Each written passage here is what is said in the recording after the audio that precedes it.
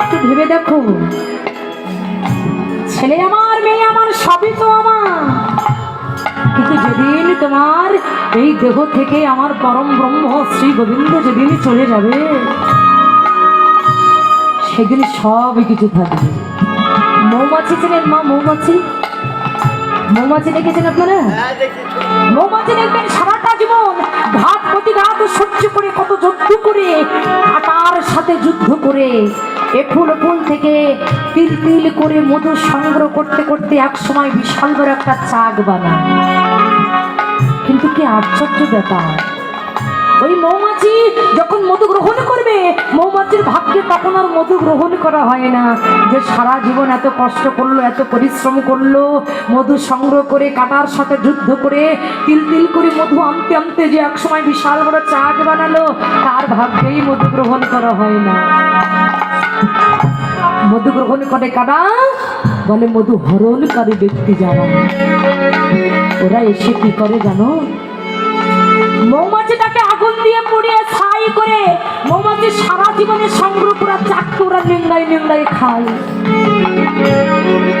আপনি আমি সারাটা জীবন এই সংসারের মধ্যে ঘুরপাক খেতে খেতে কুকুরের মতো পরিশ্রম করে, কুকুরের মতো যুদ্ধ করে, কত যুদ্ধ করে, কত কিছু করে, তিল তিল করে যে চাক আমরা তৈরি করলাম, যে ব্যাংকে অনেক টাকা জমালাম, যেদিন আমার দেহ থেকে প্রাণ পাখি চিরজীবনের মতো চলে যাবে,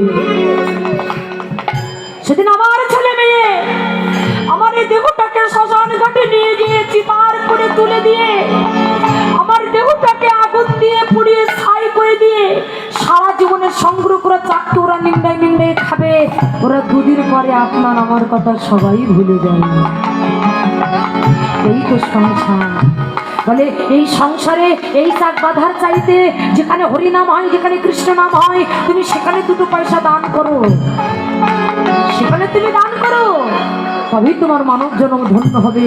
আজকে যে তুমি অর্থবিত্ত দিয়ে, টাকা পয়সা দিয়ে খেয়ে যাচ্ছ, করে যাচ্ছ, ওটা ভরসা ঘি ঢালা হয়ে গেল।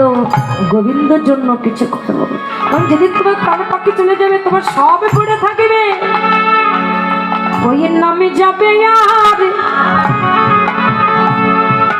এই প্রাণ যাবে, ওরে নামে যাবে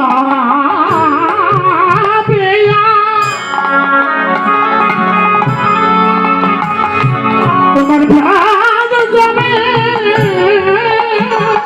তোমার এই গাড়ি বাড়ি সব সবই করে রবে,